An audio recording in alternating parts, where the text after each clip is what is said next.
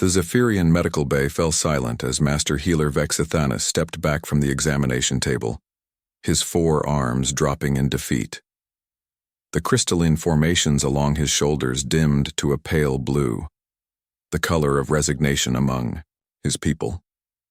"I am sorry, Commander Kithara," he said, his voice carrying the weight of centuries of medical knowledge. "The wound is too severe.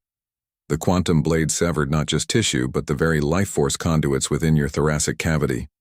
By our calculations, you have perhaps 2 rotations before your essence dissipates entirely." Commander Kithara of the 3rd Fleet lay motionless on the bio-bed, her reptilian features pale and her breathing shallow. The wound across her torso glowed with residual quantum energy, preventing natural healing and slowly consuming her from within. 3 other healers from different species, a Velthari with their gossamer wings, an aquatic depths dweller, and a silicon-based crystalline, all nodded in solemn agreement. "We have exhausted every technique known to the Galactic Medical Consortium," added the Velthari healer, her melodic voice tinged with sorrow. "Quantum wounds are beyond our ability to repair. They exist in a state that defies our understanding of biological processes." It was then that Dr. Sarah Chen stepped forward from the corner of the room where she had been observing silently. The human physician was small by galactic standards, unremarkable in appearance with short dark hair and tired eyes behind wire-rimmed glasses. Most of the alien medical staff barely acknowledged her presence. Humans were newcomers to the galactic community, their medical knowledge primitive compared to civilizations that had been practicing healing arts for millennia. "May I examine her?" Dr. Chen asked quietly. Master Healer Vexithanus tilted his massive head, confusion rippling across his crystalline features. "Dr. Chen, with respect, if beings with thousands of years of medical advancement cannot—" "Please," she interrupted, pulling on sterile gloves. "Just let me look." The alien healers exchanged glances but stepped aside. What harm could there be in letting the human satisfy her curiosity? The patient was already beyond hope. Dr. Chen approached the bio-bed and began her examination, not with advanced quantum scanners or psychic healing probes, but with her hands. She palpated around the wound, feeling for pulse points, checking, reflexes examining the pupils. Her movements were methodical, almost primitive by galactic standards. "The quantum energy is definitely interfering with cellular regeneration," she murmured, more to herself than to the gathered healers. "But the organ damage, it's not as extensive as your scans suggest?" "Impossible," scoffed the crystalline healer, his voice like grinding stone.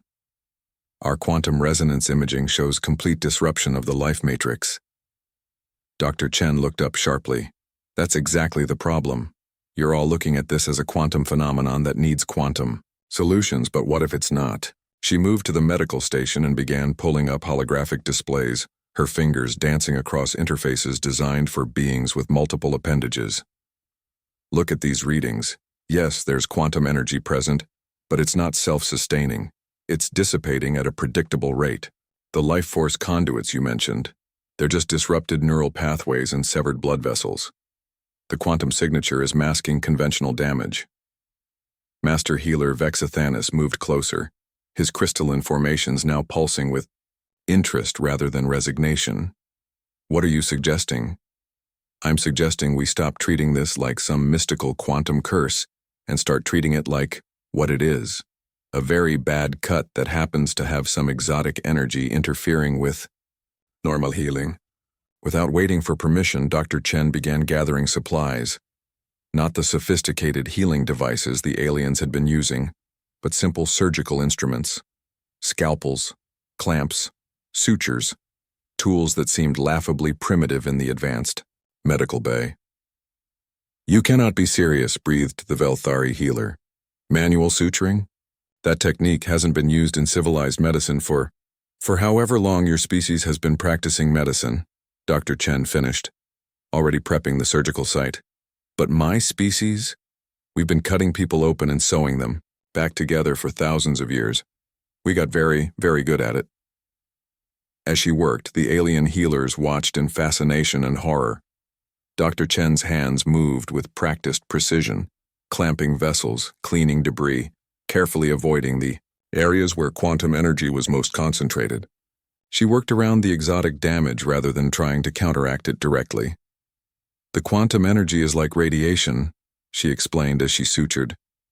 It's preventing healing, but it's not actually maintaining the wound. If I can repair the conventional damage and give the body's natural systems a chance to function. Hours passed. The alien healers took turns monitoring the patient's vital signs, watching in amazement as Dr. Chen performed what they considered impossibly crude surgery with nothing but sharp metal and thread. Yet somehow, inexplicably, it was working. Life. Signs are stabilizing, reported the depths dweller, his aquatic features rippling with excitement. The quantum signature is fading. Of course it is, Dr. Chen said without looking up from her work. No exotic energy source lasts forever, especially when it doesn't have damaged tissue to feed on. As dawn broke over the space station, Dr. Chen tied off the final suture. Commander Kithara's breathing was strong and steady, her color returning to normal.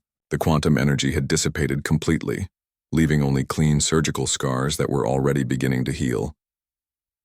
Master Healer Vexthanis stared at the human doctor with something approaching reverence. How did you know what we, with all our knowledge, could not see? Dr. Chen pulled off her gloves and rubbed her tired eyes. Because sometimes the simplest explanation is the right one. You saw quantum energy and assumed quantum problem. I saw a patient who was bleeding to death and got to work stopping the bleeding. She looked around at the assembled alien healers. Your people have had advanced medicine for so long, you've forgotten the basics. My people? We're still learning to crawl when it comes to galactic medicine, but we learned to walk a long time ago when it comes to keeping people alive with nothing but sharp instruments and steady hands. Commander Kithara stirred on the bio bed, her eyes fluttering open. She looked up at Dr. Chen with confusion and growing awareness. The human, she whispered. The human saved me. Dr. Chen smiled tiredly. Just doing my job, Commander. Although I think I'm going to need about 3 cups of coffee and 12 hours of sleep before I do it again. As word spread throughout the station of the impossible healing, the galactic medical community would never look at human medicine the same way again. Sometimes, they learned, the most primitive approach was also the most effective. Sometimes, all you needed was someone willing to get their hands dirty and stitch life back together, one thread at a time.